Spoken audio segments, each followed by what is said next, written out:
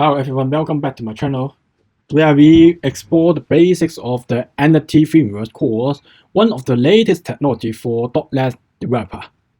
So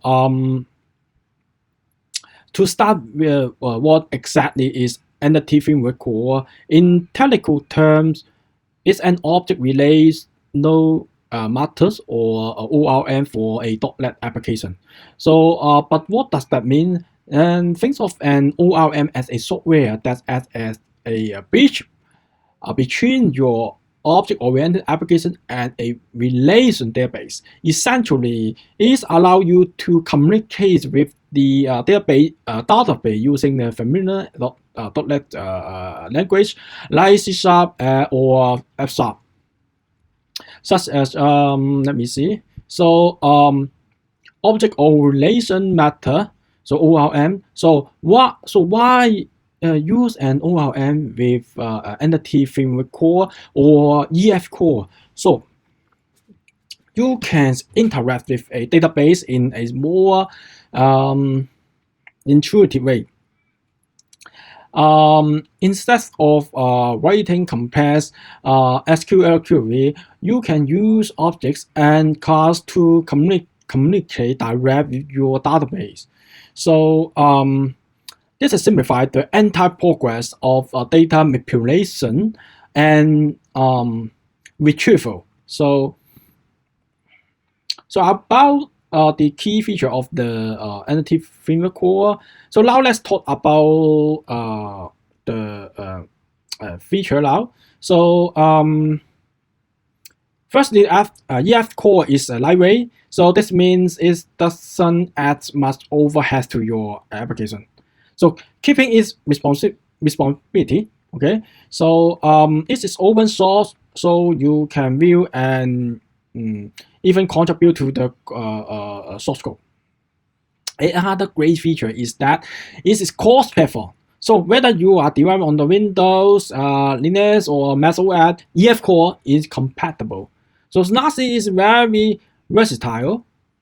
So it works seamlessly with all kinds of .NET application, be a web application, mobile application, web API, or even a simple console application. So one of the big advantages of EF Core is its support for multiple database engines. So you are not tied to just one, okay? It supports popular database like SQL Server, SQLite, MySQL, Oracle, and PostgreSQL, and among other. So you have a flexibility to choose the best database engine for your project needs. So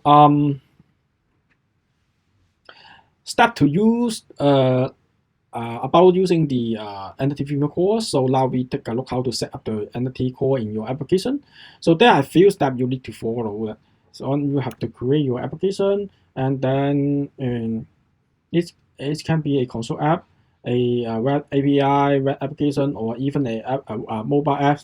Step 2 is install the database your plans to use, such as SQL Server, add the appropriate database, provide for EF Core. So each database has its own provider package. So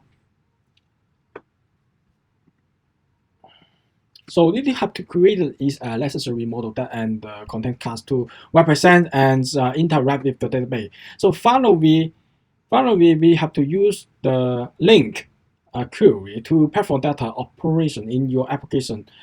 We will dive deeper into each of these steps in future sessions. So don't worry don't worry if some of these seem new.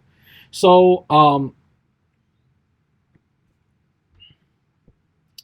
so EF Core provides two main approaches to developments: code first and database first. So in the code first approaches, you define your domain class first, and then generation the database schema from your code.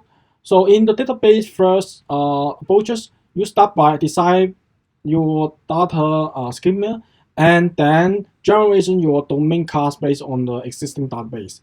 Both approaches have their pros and cons, and you can choose that one that best fits your project.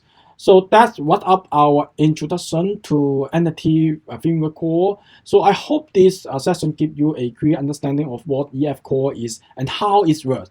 So in the next video, we will deeper into setting up and working with the EF Core. So thank you for your watching and see you soon. Bye bye.